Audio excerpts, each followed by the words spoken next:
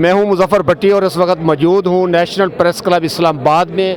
आज national press club Islamabad के election 2024-25 के लिए वोटिंग का आगाज़ हो चुका है, जो सुबह 8 बजे शुरू है और रात 8 बजे तक जारी रहेगा।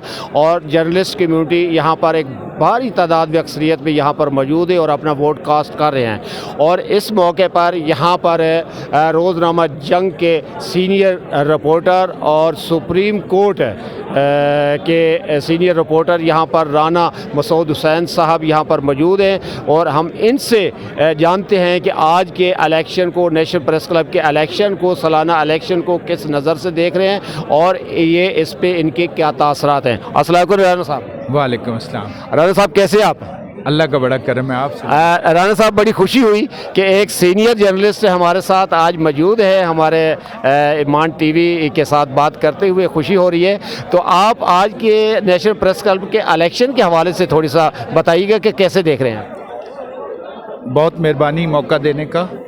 सर, मैं ये समझता हूँ भट्टी साहब कि ये एक कंटिन्यूस प्रोसेस होता है डेमोक्रेसी की तरफ, और इस दफ़ा जो इस बात से मैं ज़्यादा खुश हूँ वो ये है कि कोई ज़्यादा यानी वो चीज़ नहीं जो कंट्रोवर्सी कह लें, या मतलब बड़े पुरअमन माहौल में इस वक्त तक, अब मेरा ख्याल है 5 हो गए होंगे, मैंने घड़ी नहीं देखी, पहले शाम पड़ गई है।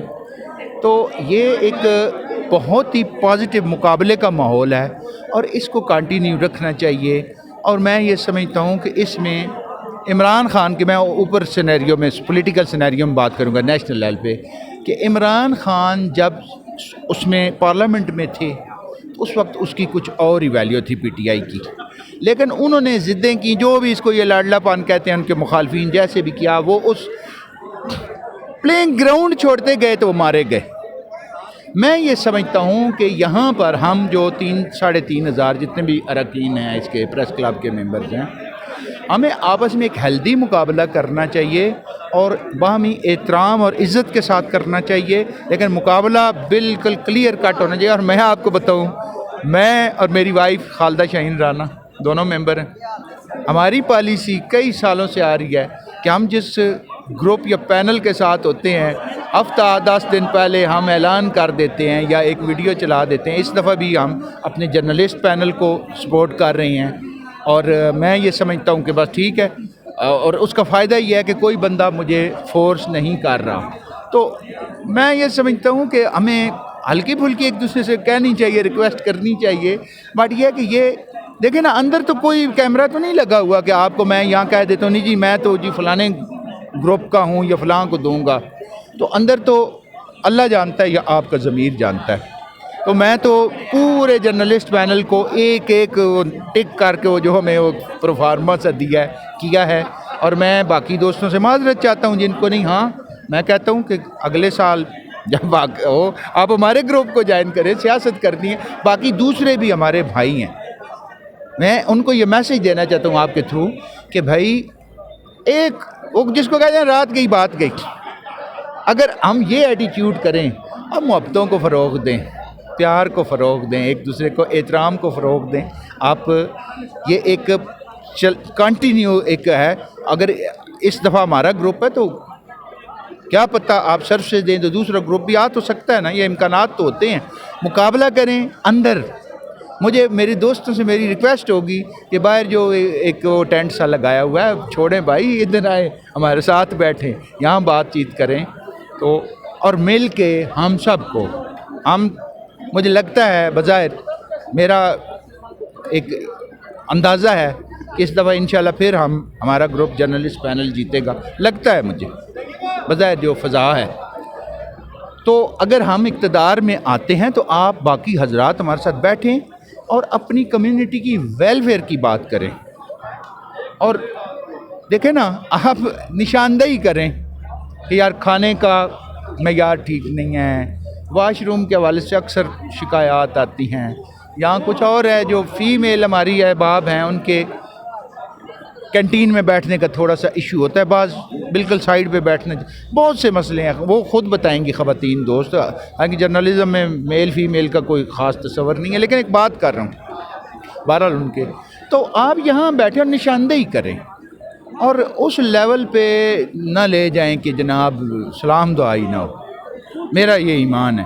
آپ سب ہمارے لیے، آپ سب ہمارے ہیں. گروپ بھی بدلتے رہتے ہیں. پہلے میں حاجی نواز صاحب کے ساتھ بھی بہت عرصہ اور کندھے سے کندھا ملا کے کھڑے ہوتے تھے، کبھی اس پہ مجھے کوئی شرمندگی نہیں.